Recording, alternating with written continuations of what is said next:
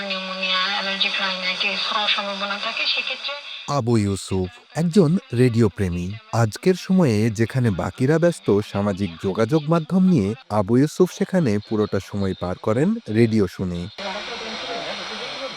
শুরুটা কাঠের ফ্রেমের তৈরি রেডিও দিয়ে। পাকিস্তান আমল থেকেই রেডিওর প্রেমে পড়েছেন। তারপর থেকে নিজের মনের খোরাক জোগাতে একমাত্র অবলম্বন এই রেডিও।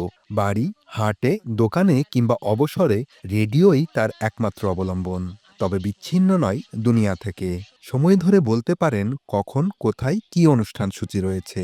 বিভিন্ন খবর শুনে জানেন দেশ কিংবা আন্তর্জাতিক বর্তমান পরিস্থিতি। কাঠের ফ্রেম চালিয়েছি ওয়ান ব্যান্ডের, ওটি ভেঙে যাওয়ার পরে 71 সালে পালিয়ে যাওয়ার পর তো ঘুরে এসি আমার এডো চালায় এই পার, তারপরে 3টে আমার এডো ফুরে গেল। শুধু বিনোদন নয়, বিরহেও রেডিও সঙ্গী হয়েছে তার।